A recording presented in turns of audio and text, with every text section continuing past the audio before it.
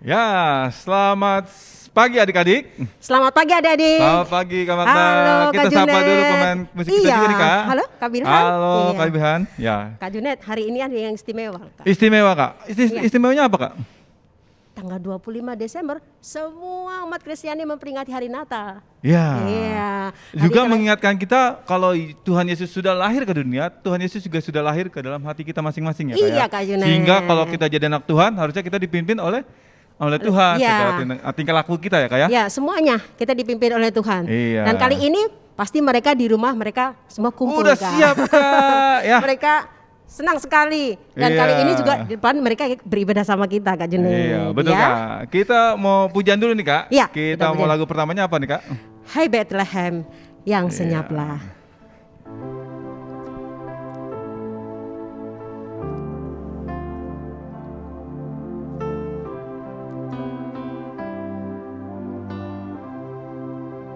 Hai Bethlehem.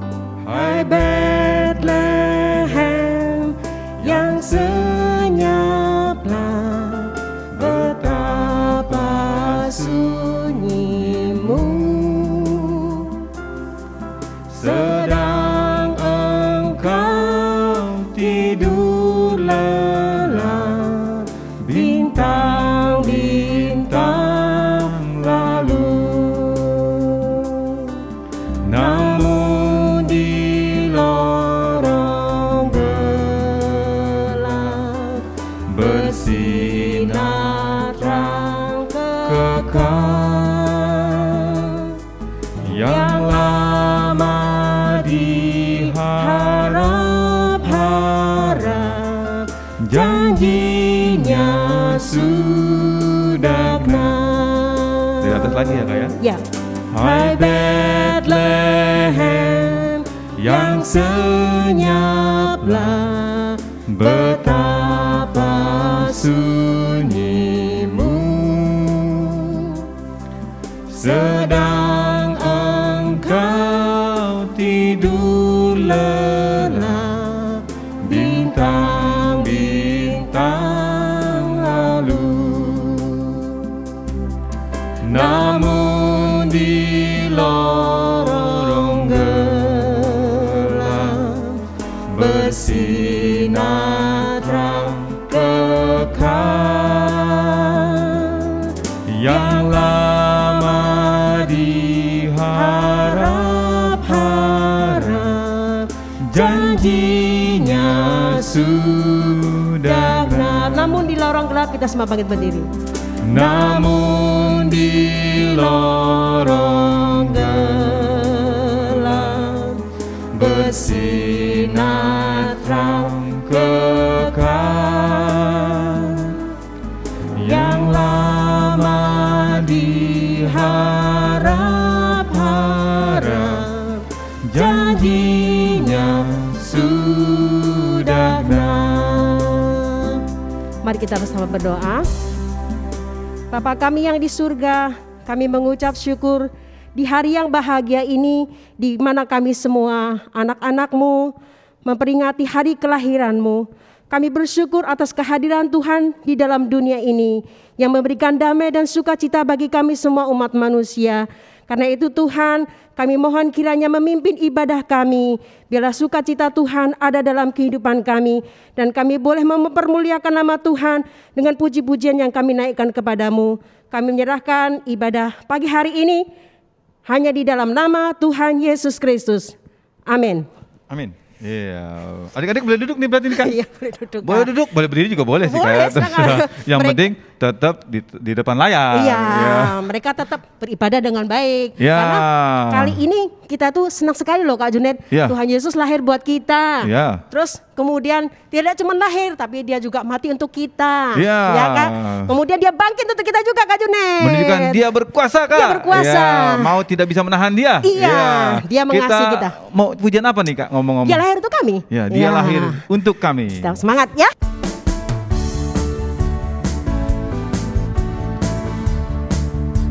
Dia lahir.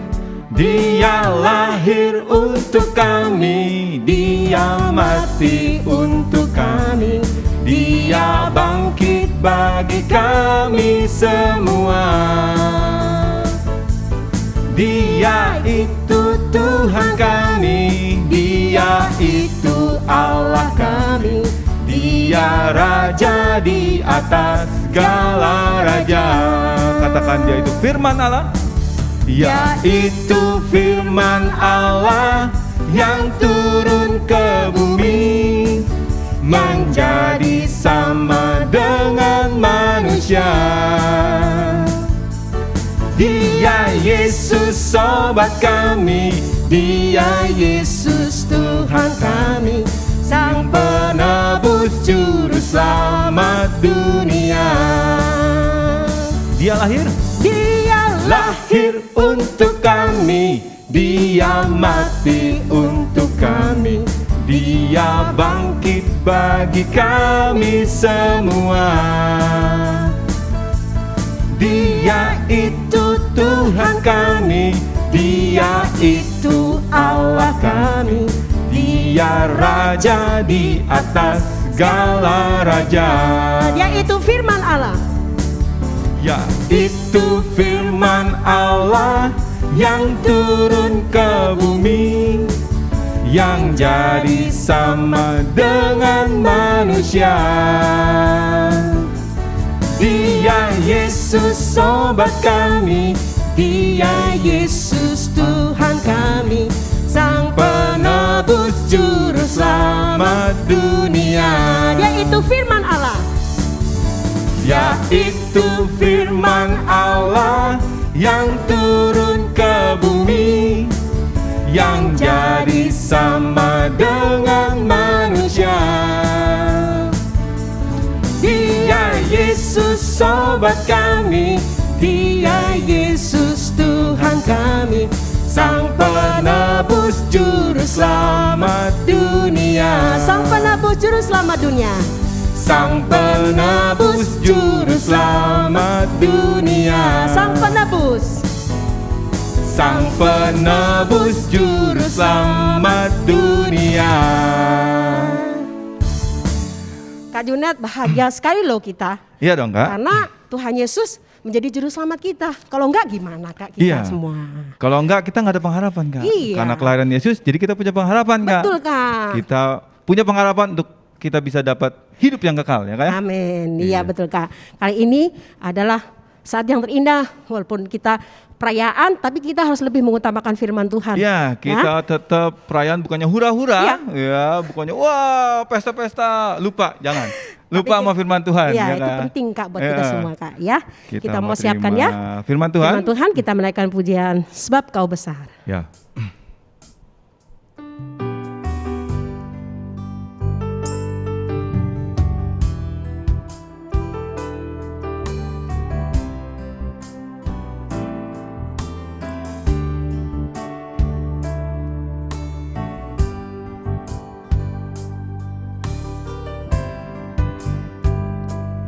Ku beri kemuliaan dan hormat, ku angkat suara pujian, ku tinggikan namanya. Ku beri kemuliaan dan hormat, ku angkat suara pujian, ku agungkan namanya. Sebab Kau besar, perbuatanmu ajaib, tiada seperti Engkau, tiada seperti Engkau. Sebab Kau besar, perbuatanmu ajaib, tiada seperti Engkau, tiada seperti Engkau. Ku beri kemuliaan, ku beri kemuliaan dan hormat, ku angkat suara pujian, ku tinggikan namanya. Ku beri kemuliaan dan hormat, ku angkat suara pujian, ku agungkan namanya. Sebab Kau besar, perbuatanmu ajaib, tiada seperti Engkau. Tiada seperti Engkau, sebab Kau besar, perbuatanmu ajaib, tiada seperti Engkau. Tiada seperti Engkau. Kita semua bangkit berdiri, sebab Kau besar. Sebab Kau besar, perbuatanmu ajaib, tiada seperti Engkau. Tiada seperti Engkau, sebab Kau besar, perbuatanmu ajaib, tiada seperti Engkau. Tiada seperti Engkau. Sebab Kau besar. Sebab Kau besar, perbuatanmu ajaib, tiada seperti Engkau. Tiada seperti Engkau, sebab Kau besar, perbuatanmu ajaib, tiada seperti Engkau. Tiada seperti Engkau. Tiada seperti Engkau. Tiada seperti Engkau. Tiada seperti Engkau. Tiada seperti Engkau. Yuk, mari kita berdoa. Benar ya Bapa, segala perbuatanmu dalam hidup kami sungguh besar ya Bapa.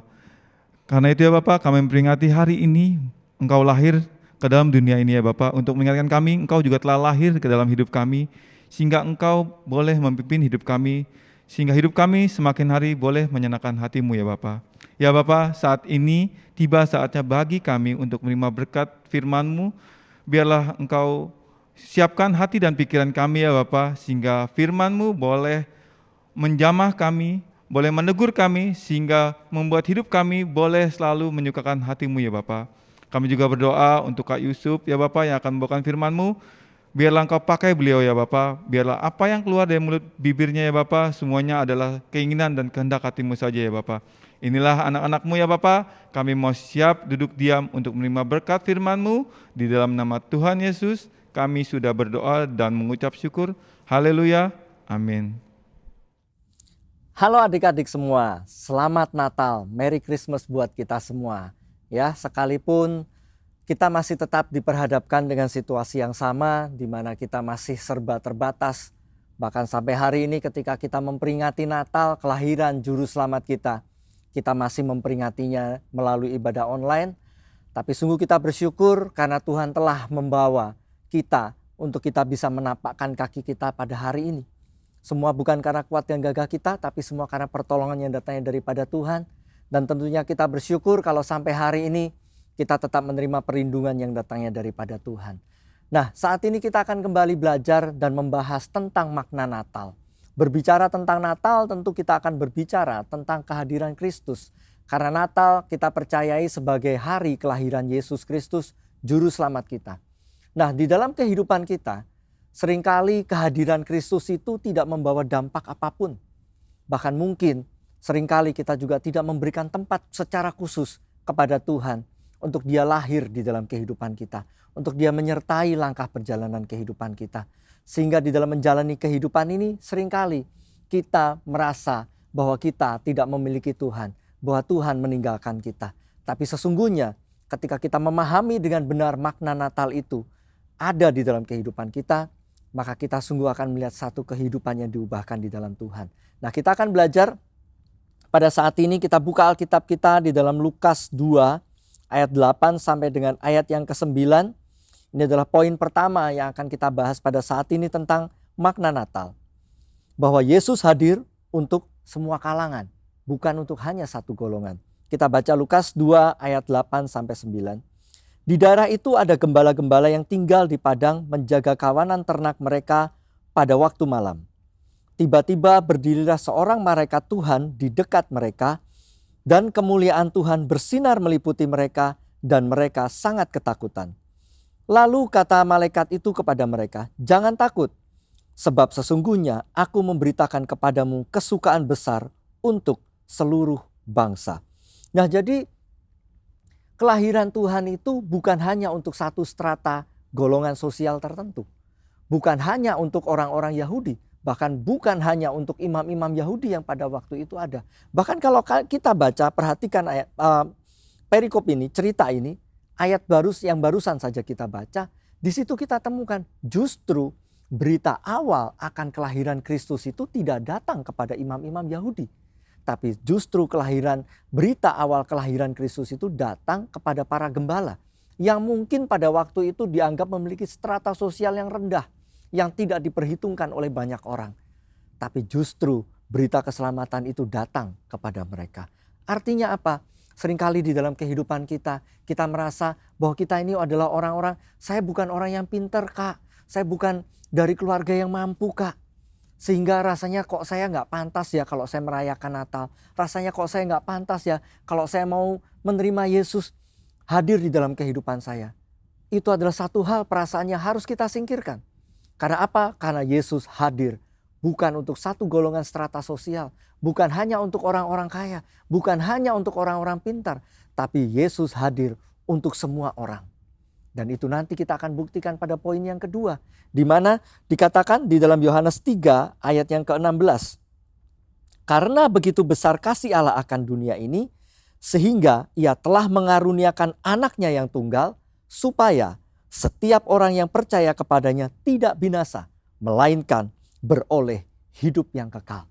Jadi benar bahwa Yesus lahir itu adalah untuk semua orang. Bahkan dikatakan karena begitu besar kasih Allah akan dunia ini. Nah, jadi hal ini menggarisbawahi bahwa sesungguhnya kedatangan Tuhan itu karena kasihnya kepada kita. Kedatangan Tuhan itu karena cintanya kepada dunia ini, bukan hanya kepada orang Yahudi, bukan hanya kepada para imam-imam Yahudi, bukan juga hanya kepada kalangan para gembala pada waktu itu yang menerima kabar itu pertama kali, tapi kepada seluruh dunia ini. Tapi dengan catatan agar apa?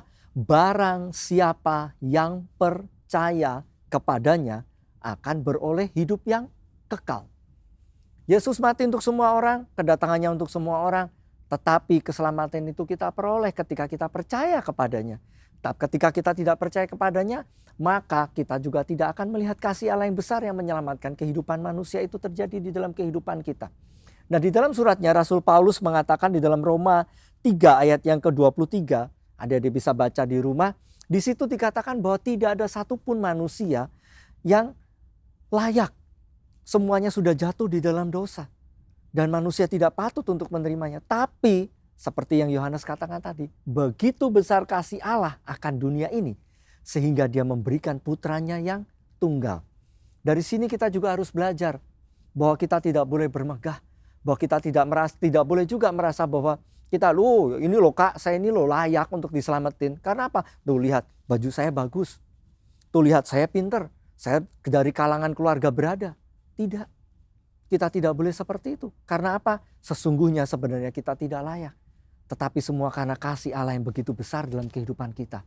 Sehingga kita dilayakkan. Sehingga kita boleh menerima kesempatan. Sehingga kita menjadi bilangan orang-orang yang percaya. Yang nantinya akan diselamatkan.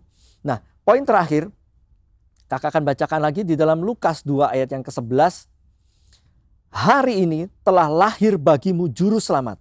Yaitu Kristus Tuhan di kota Daud. Di poin yang terakhir ini, kelahiran Yesus itu membawa sebuah perubahan yang besar. Karena tadinya seperti di Roma 3 ayat 23 dikatakan tidak ada satupun orang yang layak. Semua manusia harusnya menerima kematian dan hukuman yang kekal. Tetapi kedatangan Tuhan membawa perubahan yang sangat besar.